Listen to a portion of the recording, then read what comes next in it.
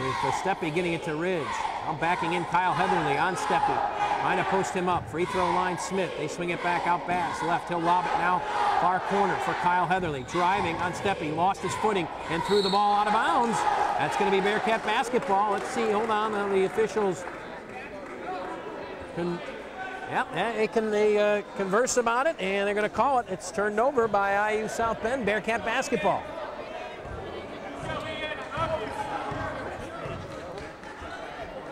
There's Steppe, right side, looking for some help, popping out up top Copeland. Now left wing for Wolff. Wolff trying to drive. Down low Rockers. He's doubled there. Plays it back for Wolff. Wolff, little floating short shot. He missed it. And the rebound, Henry Smith. And they are doubling down on Rockers now. It's going to be up to the Bearcats to hit a couple of those shots. Stephen Heatherly running layup. He missed it, but he's going to get his own rebound. Just lucky. Fortunately, his momentum carried him. He missed that layup. And two Bearcats underneath the basket to get it. Just could not get it, so able to help now. Heatherly, a backdoor, a reverse layup by Kuntz. He missed it. And the rebound pulled down by Steppe for Wolff. Out ahead for Ridge. Ridge will stop right at the three-point stripe, left wing. 7:10 to play here in the second half. Bearcats by 4, and the entry pass stolen away. Trying to go to Copeland, and Kuntz kicked out and stole it.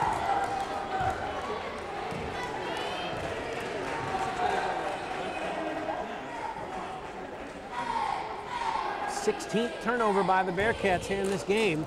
It's been a big thing too as well. If it ends this way, here they come now, steal the other way. Steppe for Copeland, actually Wolff for Copeland, he missed a layup. He actually missed the dunk. He was going up, looked like he was going to lay it in, then tried to dunk and missed it. And Brad Copeland, I think right now, well, I tell you, I think he's just thinking too much out there.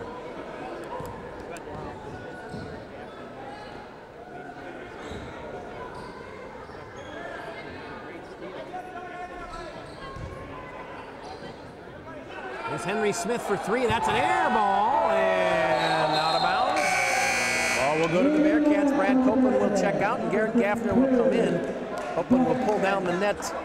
The Bearcats defend here in the second half to our right before he takes a breather. Ian Ridge comes out. Kyle Heckert will get him. 5 on the floor for the Bearcats. Rockers, Heckert, Steppe, Wolff, and Gaffner.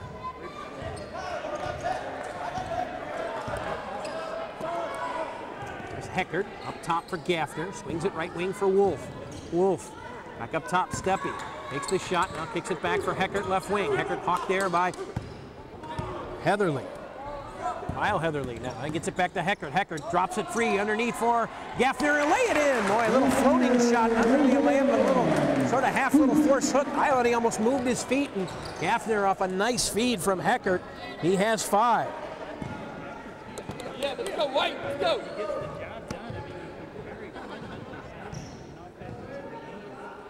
He is effective is what he is when he's out there. You're right. May not be pretty, but he gets it done. Now left-handed layup is good. From the left side, a right-handed layup from Kyle Heatherly as he continues it toward scoring. Now you get it inside to Rockers. He gets tied up with Henry Smith. Then we get a jump ball, and the possession arrow will go to IU South Bend.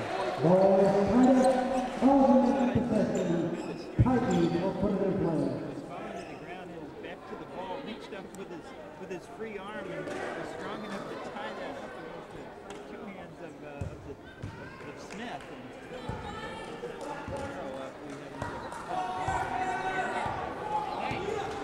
Rockers the leading scorer in the game with 28. 17 the high for Kyle Heatherly. His brother's the leading scorer with just under 19 a game. There we go. It's Kyle Heatherly trying to drive on Heckert. Shakes free, kicks it out. Left corner, a 3. That's missed by Kuntz, and the rebound pulled down by Rockers. I think that's number 11 for Rockers. And Wolff, right wing for Steppe. Up top for Heckert. All right.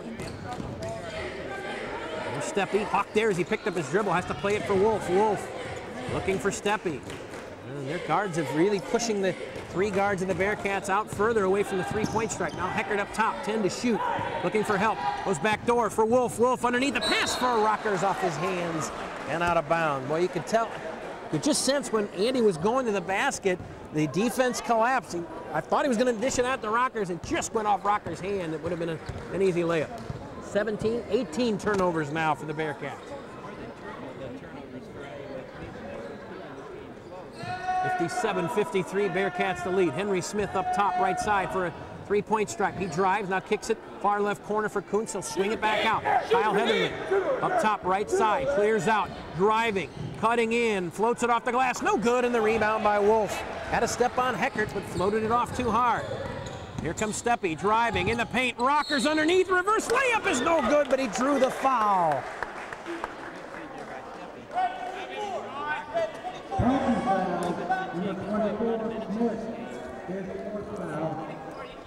That's the line for the Bearcats. Sean Rockers. Henry Smith, his fourth foul. He has played a lot here in this game, especially in the second half. Rockers perfect with the first free throw.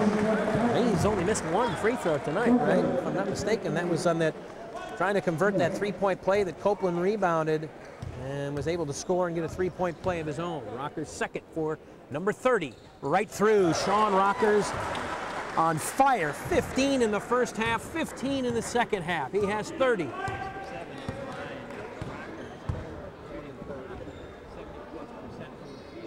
Bearcats by 6. Kyle Heatherly, guarded by Kyle Heckert. Heckert hawking him, lays it back up top to Bass, bounces it in. Right three-point stripe for Stephen Heatherly, tries to drive on Steppe, floats one off the glass, no good, and Gaffner the rebound. Good D there, they collapsed to double him as he was going in and force a tough shot. Rockers inside, right side, he tried to float one up, Gaffner able to catch that. Gaffner now turns, spins, dekes his man, floats it up, no good. The tip try, not good by Rockers. Oh, he had a tip chance, it just rolled in and out. He and Gaffner, two-man game in the paint around the bucket, just couldn't get it to go.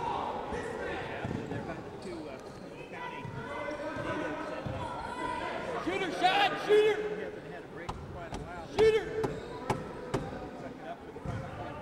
They drive on Gaffner, and he just got the arm of Berger, who was trying to post him up right on the baseline, right of the basket, and they'll get Gaffner for the foul. It should only be his first.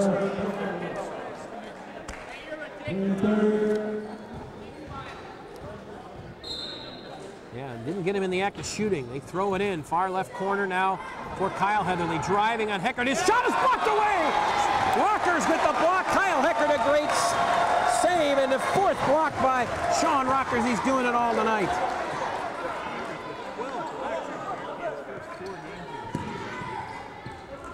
They throw it in the corner. Heckert, he tried to go underneath. He got knocked down and dribbles the ball off his foot, losing it. Turnover by the Bearcats, and that should be number 19. They have a 6-point lead with 2:38 left, and now IU South Bend will call a timeout as Rockers discusses with the official one of the plays, and that'll give Sean Rockers a breather here. If you look across from us in section DD, the top row, you see the Union coaching staff. I'm sure they're digesting what Sean Rockers has done tonight in the paint, as he has been dominant with 30 points, a career best, and of course the double-double. What's he got now? 12 boards as well. Sean, 12 of 17 from the field. Really been the offense here tonight for McKendree. Nobody else.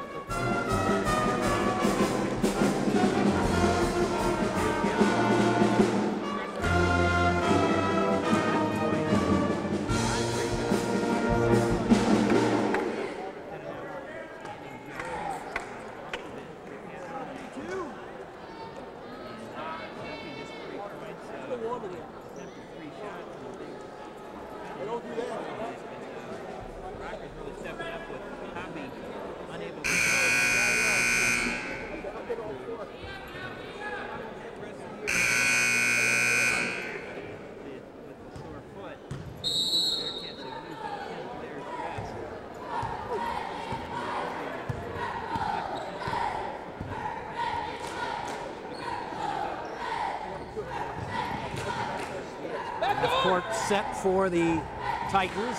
Bass trying to back his man in, Wolff. Now they lob it inside. Berger, he's going to get a layup. Boy, Rockers bit on that. He tried to steal the pass, knock it away, and Berger got it, and the end result will be the easy layup. 59-55, Bearcats by 4, 2:10 to play here in the second half. Heckert. Anthony to run some clock in these remaining possessions. Here's Steppe. Swings it, left wing now for Heckert, up top for Wolff. 18 to shoot. Wolff back Left wing for Heckert. Heckert driving, picks up his dribble, plays it to Wolff. Wolff drives in the paint, looking, he's cut off there, needs some help, had it knocked away, and stolen away by Bass. 2-on-1 the other way. Bass goes for Heatherly, and he'll score. No, it rims in and out. What a break there. Heckert fouled him. I thought it was going to be a three-point play opportunity. And Kyle Heckert able to foul him, not get that shot down. That's the 14th foul on the Bearcats, the first on Heckert. And to the line, Kyle Heatherly has had a big, big second half. 20 turnovers for the Bearcats, only 7. That's when you think they're going to pull away. They let USB right back in the game. And it does. And so Kyle Heatherly, he has had a huge second half. I've got him down, I think, for about 13 or 15 in the second half, 19 for the game. Those 2 free throws. 2-point lead for the Bearcats. Need a good possession. Minute and a half to go. Got to finish strong. Steppe up top for 3. It's good! Oh, John Steppe!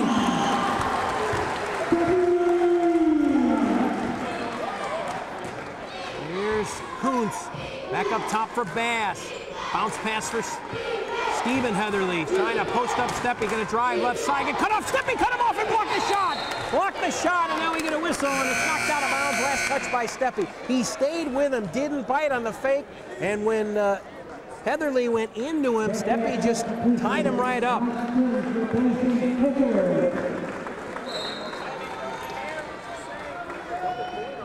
Springs into the game for Heckert. They throw it in, left corner. Rocker's able to steal. Rocker's able to knock it free, then lost it. Here comes Heatherly trying to come in. Steppe picked his pocket. Springs on the floor, diving there to get the ball. And we're going to get a whistle and a foul call. And let's see who the foul's going to be on. It's going to be on Berger.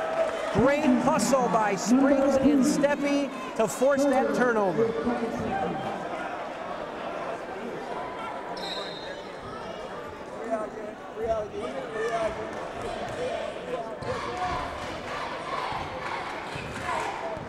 Five-point Bearcat lead, 50 seconds to play. Steppe holding, he'll dribble back. Up top now for Springs, Mike Springs. Right wing now for Gaffner. Gaffner spinning towards the paint. Plays it to Springs, touch pass, Rockers, he scores! What a play, the freshman teaming up with Rockers for a layup. He's got 32, 17 in the second half.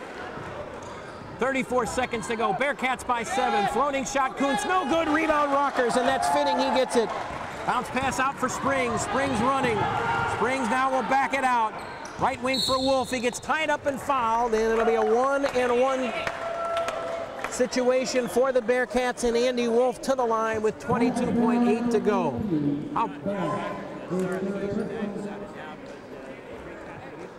At the line for the Bearcats, Andy Wolff.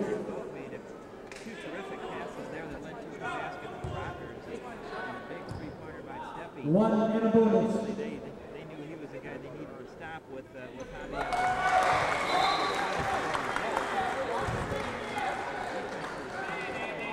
hasn't had a lot of opportunities, but other players have stepped up. Wolff with 7, 3 here in the second half. Second free throw for Andy is too hard, and it comes out, pulled down by Stephen Heatherly. Bass running fast.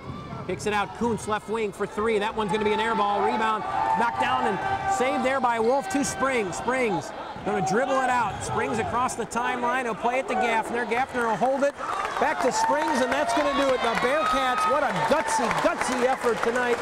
They come back from being down double digits in the first half and pull out an 8-point win, 65-57, behind a career best 32 points. As part of a double-double for Sean Rockers and the Bearcats here tonight. Boy, what a performance, Kent. Hopefully we can get Sean Rockers after the game and talk to him for a post-game interview. What a performance tonight. And boy, we saw it, as he said, Rockers with the career best points tonight, but the bench, David Ruckman, some key minutes in the first half, 4 big points and a big dunk to sort of give some energy to this crowd and to this team. And of course the contributions of Springs, Gaffner, Kyle Heckert. I mean, this truly tonight, I think, was a team effort by the Bearcats.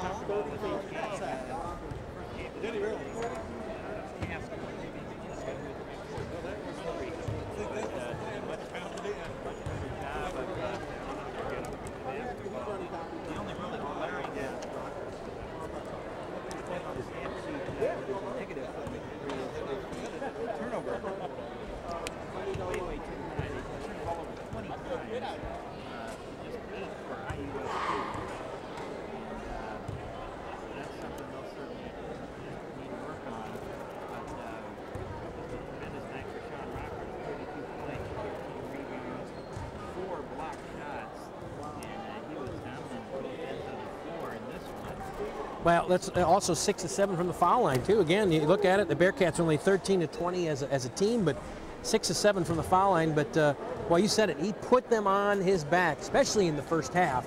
Really did, and really kind of offset a rough go of it for Brad Copeland tonight. And Brad, of course, had a big three-point play in the second half that really helped. But Rockers and the bench and the kids, I think maybe we're seeing the kids grow up a little bit here tonight early in the season, and boy, that can only be a good sign here for the Bearcats, even when they do get Hobby and Pettiford back. When you can have that deep of a bench, guys like Mike Springs, Kyle Hecker can play a role and fit in real well. Real good stuff tonight we saw.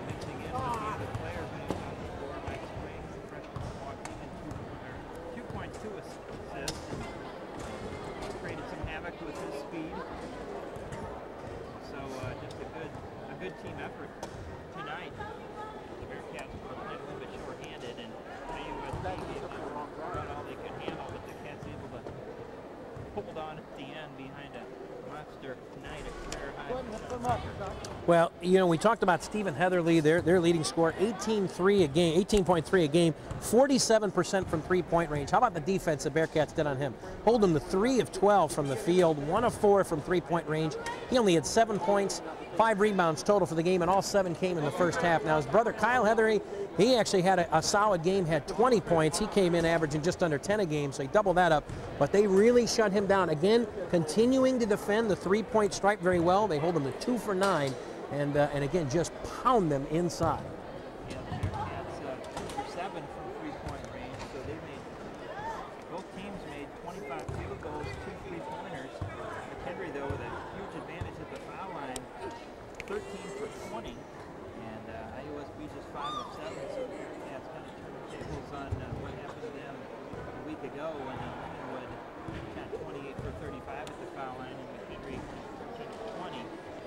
They shot 13 more free throws than the visiting team here tonight, and made 8 more free throws than did IUSB. So good job of being aggressive. I think going to the basket, especially getting into the big guys underneath, particularly Sean Rockers.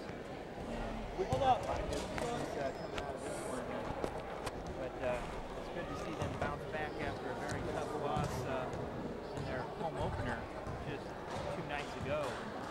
Markham's a good team when you can kind of, pick yourself up off the floor and find a way to win when maybe you're not 100% or you don't have you guys healthy, as was the case tonight. Well, it certainly was, and the Bearcats a great win here tonight, 65-57 the final over Indiana South Bend. The Bearcats improved to 2-2 overall, and Indiana South Bend drops to 2-3. Final things I want to talk to you about here, and we hope they have Sean Rockers here as our post-game interview as well, after a career high 32 points for him, and he also added, oh, by the way, 13 points and 4 blocks. Union tomorrow, we know what they bring to the table. We know how difficult that's going to be going into that game, and we don't know the status of Eric Hobby. We know Carrington Pettiford won't play tomorrow night. He's going to miss another game. But if they do not have Eric Hobby, it's going to be a real tough task tonight against Union. And you wonder, obviously they were watching, they know what Sean Rockers did. They know they're going to try to take 44 away from the Bearcats.